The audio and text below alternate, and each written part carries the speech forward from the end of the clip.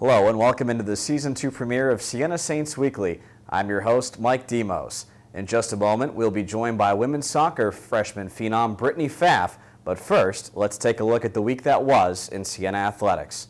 Men's soccer suffered a pair of tough losses, losing by identical 2-1 double overtime scores last week to Sacred Heart and Colgate. The defeats dropped the Saints to 1-2 on the season after they had opened the year with a rousing 5-1 win at Syracuse on September 1st.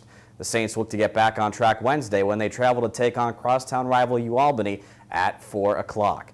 Volleyball, meanwhile, lost a pair of matches this weekend in Oregon to American and the host Ducks to fall to 1-7. But on Sunday, the Saints played number 19 Oregon to 3 tight sets. Taylor Akana was named to the all-tournament team after posting 9 kills and 9 digs against Oregon. The Saints will return to the Arc for their home opener and the start of MAC play with matches Saturday and Sunday against Canisius and defending MAC champion Niagara at 2 o'clock. Field hockey, meanwhile, picked up its first win of the season by shutting out Holy Cross in their home opener 1-0 on Thursday at Siena Turf Field. Freshman goalie Beth Myers made 6 saves to record Siena's first shutout in 3 years. At 1-4, field hockey returns to the turf with road contests Wednesday at Colgate and Sunday at Hofstra. In golf action, Justin Dietz shot even par to finish 6th overall and lead the Saints to a tie for 5th place finish in their fall opener at the Navy Invitational, while on the women's side of the links, Catherine Shomo placed 9th overall as the Saints finished 7th at the Bucknell Invite. Off the course, cross-country fell over the weekend at Binghamton. Freshmen Ryan Egan and Samantha Diamato were the Saints' top finishers. But the real story so far this fall has been the red-hot women's soccer team, which improved to a perfect 5-0 with road shutouts last week over Quinnipiac and New Hampshire. Lindsay Tagus scored the game winner, and senior keeper Liz Barna picked up the shutout in the 1-0 win over Quinnipiac, while Ashley Barone recorded 4 points, and Brittany Pfaff tallied the game-winning goal yesterday in a 3-0 triumph over UNH. The Saints look to keep their perfect season alive when they travel to Vermont on Wednesday. Here now to talk more about both her and the women's soccer team's early success this season is Brittany Pfaff, a freshman striker out of Charlotte, Vermont. And Brittany, welcome to the show. Thank you. Well, it's great to have you here, and it's been such a great start to the season for women's soccer. Already a perfect 5-0, as we mentioned, 2 wins over Big East schools. Talk a little bit about how everything has been able to come together so quickly for you guys. I think it started from day one. We came in for preseason and everybody just acted like it was any other day. You know, they were already a team and they accepted us as a team. We worked hard through the first week of preseason, and then we had UConn, and I think after we won in overtime, we just everybody stormed the field, and we just realized that, we have something special, and from there it was just how it was. We were a team. You've gotten off to such a fast start, or as some have liked to say, you've gotten off to a Pfaff start. 6 goals already in 5 games, 3 game winners, including the game winner at UNH. How have you been able, right off the bat as a freshman, been able to make such a big impact right away? I think that's due to coach and the other people on the team. They expected me to put in as much effort and try to, and show what I can do, just as they expected anybody else on the team to do. Every day, in practice, I go against, everybody in practice, and they're the best players here. So they push me, and then obviously coach, he's amazing. He knows so much, and he has so much to teach, and he's already taught me so many more aspects that I can add to my game, and it's helped a lot. So, and he definitely helped me get ready for college play. 4 years ago, Tabby Tice came in as a freshman striker, led the team in scoring. Then Ashley Barone came in, freshman, led the MAC in scoring. Last year, Caitlin Cahalan. Now you seem to be on pace to do the same as well. Just talk about working with those 3 who know what it's like to be a MAC scoring leader as a freshman on Siena, what they've taught you, and how you've been able to kind of keep that tradition of success going for freshman strikers at Siena. I just look up to them. I think that all 3 of them are amazing players. They all have different things to offer, and they've just, neither of them, or none of them are cocky. So they've just taught me to, keep your head, just try your best, and They make it easy. They do, all the hard work, and I just, it's a lot. It puts me at ease knowing that, there's like 4 or 5 of us out there who could score at any minute, and I think that all of us together make our team really hard to defend.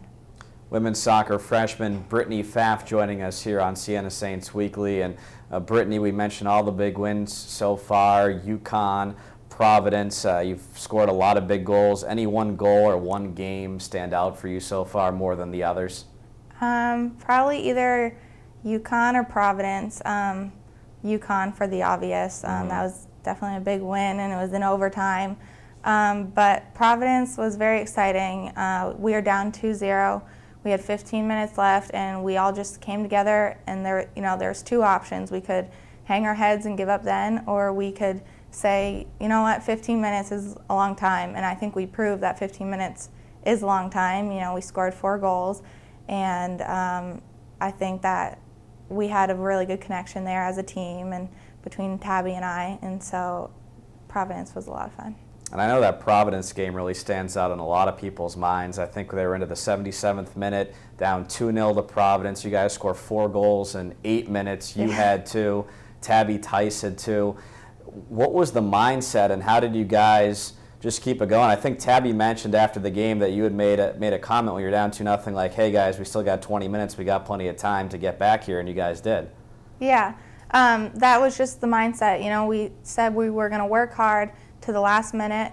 Even if we weren't going to score again, we were going to keep it 2-0. But we knew that we could be the better team. We were playing soccer, and they were just trying to push and shove, and we knew that we could come out of that. We knew that we were a family, we were tight, and we would all work together, and we could depend on each other to work till the end. So. Obviously, you're new to the team as a freshman, but you're familiar with the recent history. There's been a couple of good seasons here back-to-back. The postseason success quite hasn't been there, but this year, undefeated, 5-0, all the big comebacks, big-time wins. Does it have that feeling that maybe this could be a magical season that could culminate in a MAC championship and even more? Yeah, it definitely does. I think we have a special group this year. Next game coming up Wednesday at Vermont, up in good old Burlington, Winooski area there. You're from Charlotte, Vermont, only about 15 miles away. I'm guessing you got to be pretty excited for that homecoming. You got a lot of friends and family going to that game? Yeah, we just recently moved to Colchester, so I'm even closer. And my old high school team is going. All my friends who go to UVM are going. So I'm definitely looking forward to it. But it's just like any other game. Just because I have more people I know there, it doesn't change anything. We have to go.